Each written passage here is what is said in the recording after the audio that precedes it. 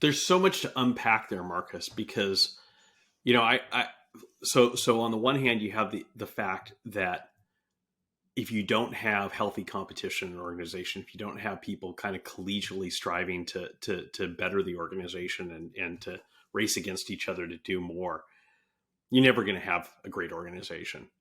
It's and when I was a journalist in Detroit, there was something that really fascinated me. Detroit's right on the border of Canada and the United States. So it's literally on a river that separates the US from Canada. And I was always surprised because there were always several Canadian reporters in all the newsrooms I worked in Detroit. And I sat next to this one woman who was from Canada for a few years. And after we got to know each other, I said to her, she was complaining about, after 9/11, going over the bridge between the US and Canada. Sometimes it'd take her an hour, 2 hours, sometimes you get a strip search, and stuff like this. I said, I mean, are there no newspapers in Canada? Like, why come over the border? Why go through this hassle every day to work in the United States? Is the pay that much better? And she said, no. But she said, here's the thing about Canada. She said, everybody is a C player because there's no incentive to be anything other than a C player. You can't be fired as long as you do your job. And everybody knows it. And so as a result, everybody, is a term that we used to use in the newspapers that I think other people may be familiar with as well, phoning it in. He's just phoning it in. She's just phoning it in. In other words, you're not showing up. You're just phoning it in. Anyway, she said, at every newsroom she'd worked at in Canada, most people are just phoning in because you're not going to get significantly more compensated, recognized, whatever, by going that extra mile. And so she said, I wanted to work in an environment where there's healthy competition amongst the reporters, to see who can break the most stories, who can have the most front pages, things like that. Because in our culture that we had in the newsroom there, that's how you got promoted. That's how you got bonuses. That's how you got recognized. And so you lose that if you don't have that. And people, just think about the story I just shared. This was 15 years ago, but she was migrating, literally, as you said. She'd been fed up with the newsroom she'd worked in because there wasn't that fire. There wasn't a reason to bring your A game. And so she left and she came to a place where there was. We had where I worked was a crucible. The Detroit News was fiercely competitive internally and externally. And you were recognized for your hard work. But, it's that. And if companies, if organizations, not just companies, government organizations too. One of the reasons why people say, government organizations are not innovative is because a lot of government organizations, because they don't have the kind of private sector incentives, they don't reward people for being innovative. Yeah. They reward people for going along and getting along. And when you do that, you get mediocrity. That becomes right. The norm. You see the sheep-like passivity that we spoke about previously, and therefore you wonder why your organization starts to go down rather than up.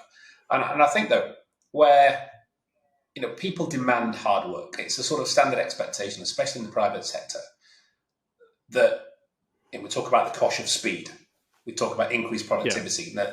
And these are needed and often essential in most organizations to stay ahead.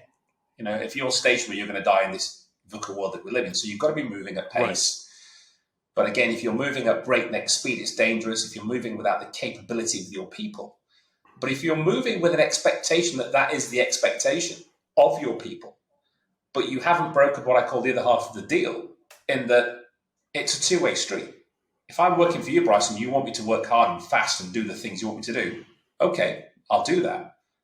But where's the valued piece that I'm going to feel from this? What's the quid pro quo here? Not, I might get promotion, and it's not about that anymore for people. I don't sense that people are just doing these things for promotion. I really do believe that people want to get up in the morning, come to work full of energy, innovation, excitement, and engagement, and do the best they can for their organization. But I don't think we've got leaders that deserve that anymore in the round. I think people are seeing that group of people close and become more narrow, and it's not their fault. And I've discussed we mentioned it with Jose. We are over promoting people We are promoting often the wrong people and making them leaders of people without the expertise and experience. And if you're a leader out there, ask how much effort are you putting into your actual people from a values perspective, rather than a demanding the work to be done perspective. That's fine. That's a necessary evil. It's life and it's work. But how much time are you investing individually with those people to form relationships, to develop understanding and clarity of each other? And then when they do that, they're going to work harder for you. They're going to work better. They're going to work more engaged, because life's about relationships. And if you're not fostering those as a leader, then I don't really understand how you can expect people to do what you want them to do, especially in this day and age with everything else going on, without expecting the blowback from that, which we're now starting to see. Absolutely. Absolutely. And it starts, the first element of that is leading by example. If you want your people to give 110% every day, you've got to give 120%. And it's a powerful thing. The best editor I ever had when I was a newspaper reporter, shout out to Mark Truby. He hired me at the Detroit News, and he demanded the world every day of his team. And I have never spent so many days working till 10, 11 o'clock at night, night after night. Mm-hmm. But he was there till 1 or 2 in the morning every night. So it was really hard to get too upset when he'd say, hey, I need you to, let's stay and try to get one more source on this. Let's see if we can't find this out. Because he wasn't calling from his car phone on the way home saying, hey, I need you to finish I that. expect you to do it, not me. Right. Yeah. And, and that drives you. I mean, it's like, I don't want to be the guy that walks out with the story unfinished at 10 o'clock at night and leave him there, and if he really wanted to guilt trip me, that's what he'd do. He's like, oh, if you're going to go home, I guess I'll stay here. You go. The fucking story. I'll write the best bits. It's like, and then of course, yeah. Now, some people won't do that. There was a guy at the paper at the time, older guy. Every time they hired a new reporter, he would come over to their desk and say, this is a union shop, and they can't make you work if you don't want to, they can't make you work a minute past your quitting time. And you only have to do one story a day, no matter what's going on. And he'd give this whole demoralizing talk to the newbie the first day. And he was a friggin' joke. Nobody respected him. He never broke news. He never won awards, and he just sit in his corner. And every time he saw other people working hard, he'd be like, I don't know why you guys are still here. You should be going home, and stuff. Yeah. And so it's not a guarantee, but if you have good people on your team and you lead by example, you will make them better. This editor I was talking about, he made me the best reporter I could ever be. Thank you for tuning in to The Thinking Leader.